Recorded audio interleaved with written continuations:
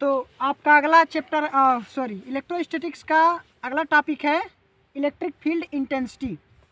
Electric field intensity is defined as electrostatic force acting. Next topic of electrostatics is electric field intensity. Electric field intensity is defined as electrostatic force acting per unit test charge in an electric field, है ना, is defined as electric field intensity, means to say electric field intensity or electric field is equal to force upon charge, and the charge is represented here q by q naught, and electric field is by the notation E, vector E is equal to vector F upon vector F upon q naught, where F is the force acting on unit charge or unit test charge q naught, and the unit of electric field intensity is equal to Newton per Coulomb, or represented by N by C. Once more again in Hindi, विद्युत क्षेत्र की तीव्रता क्या है? किसी परीक्षण आवेश पर या कहीं किसी एकांक परीक्षण आवेश पे स्थिर वैद्युत बल जो लगता है वही क्या कहलाता है? विद्युत क्षेत्र की तीव्रता। और उसे कैसे रिप्रेजेंट करते हैं? वेक्टर ई से। वेक्टर ई बराबर लगने वाला बल किसी विद्युत क्षेत्र में परीक्षण आवेश पे लगने वाला बल बटे परीक्षण आवेश का मान क्या कहलाता है? Electric field intensity. और इसकी यूनिट क्या है? न्यूटन पर कूलम्ब, या इसे आप संकेत के रूप में कैसे लिख सकते हैं? N by C. Next heading is electric field due two point charge. Electric field due two point charge. Now let a point charge Q is in a dielectric medium of the dielectric constant K, and a test charge Q naught is r meter away from it. Here the charge plus Q, and here r is the distance from which test charge Q naught is situated, and K is the dielectric constant of the medium. Now by the Coulomb's law, electrostatic force on test charge Q naught is defined as F equal to 1 upon 4 pi epsilon 0 Q naught upon R square, Q naught upon R square.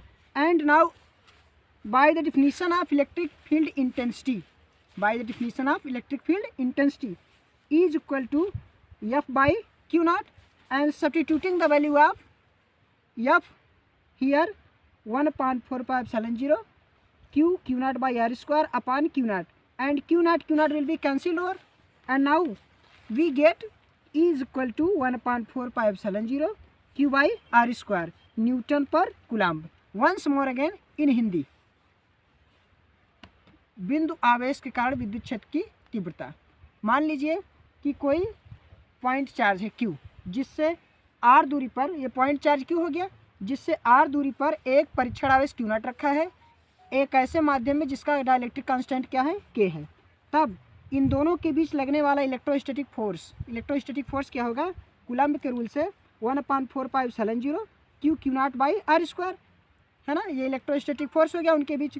और definition के अनुसार, electric field intensity के definition के अनुसार, अर्थात विद्युत क्षेत्र की तीव्रता की परिभाषा के अनुसार, विद्युत क्षेत्र की तीव्रता E बराबर आपने भी देखा था F by Q naught होता है, और इसमें हम वैल्यू सब्स्टिट्यूट कर देंगे। F की जगह क्या रख देंगे? ये 1 upon 4 pi epsilon 0 Q naught by R square, यहाँ रख दिया, अपान Q naught कर दिया। अब Q naught and Q naught क्या हो जाएंगे? कैंसिल हो जाएंगे। Now we get E is equal to 1 upon 4 pi epsilon 0 Q by R square, and the unit of the electric field intensity you have known in earlier, Newton per Coulomb. Okay. Electric field or electrostatic force lines. I am defining the term electric field lines or electrostatic force lines, है ना, in an electric field. The imaginary curved lines or lines drawn in an electric field that represent direction of electric field. Once more again, the imaginary curved lines drawn in an electric field that represent direction of electric field. and here I am describing electric field lines by various charges. For a positive point charge, electric field lines emits from the point charge and goes to the infinity, and the field where the power of or maximum number of electric field lines are present, there the intensity of electric field is higher.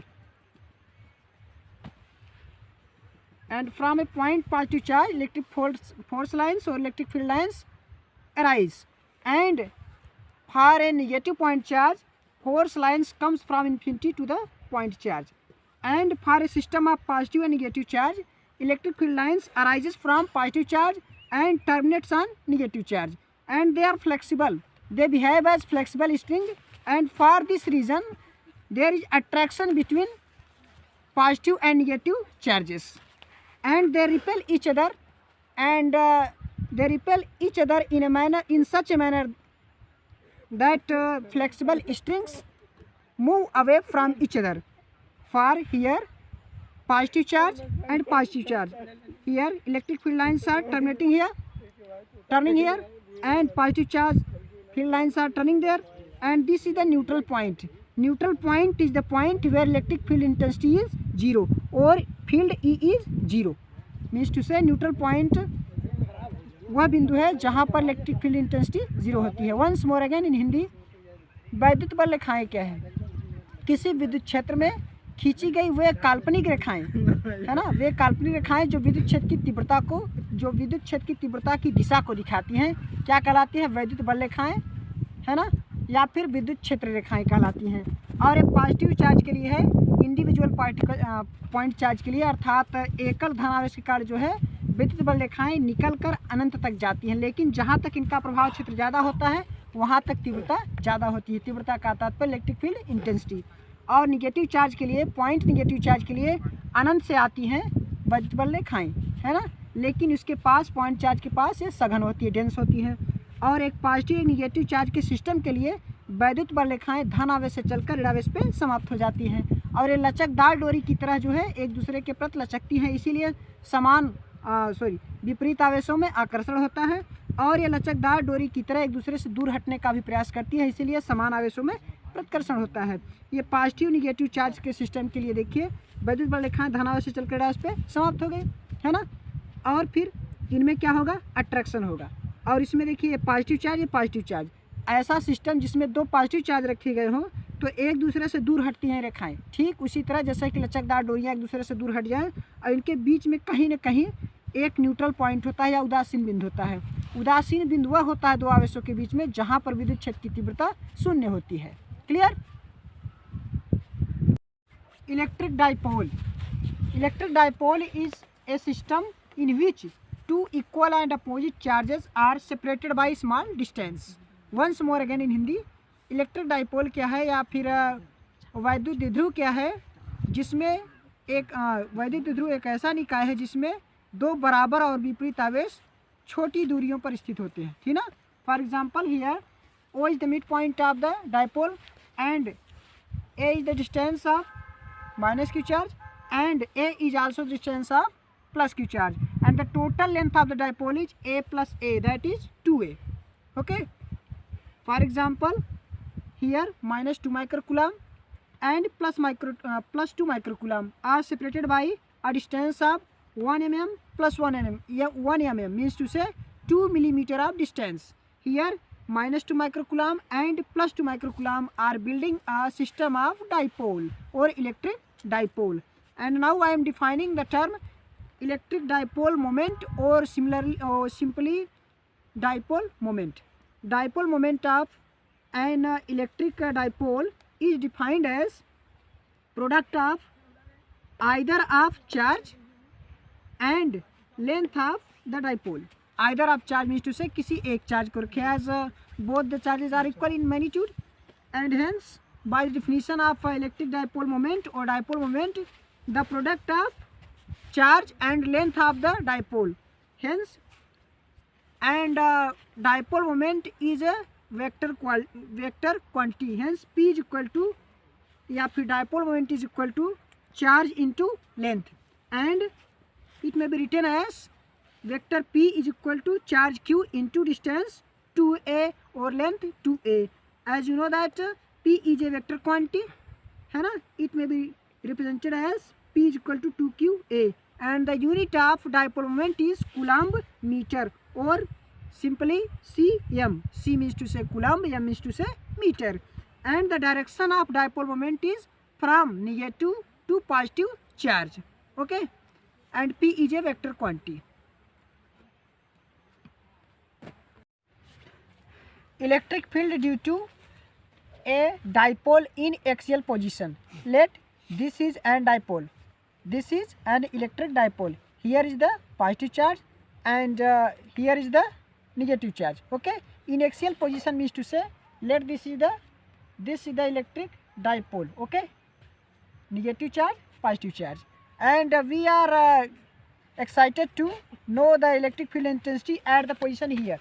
Okay, electric field due to a electric dipole or an electric dipole in axial position.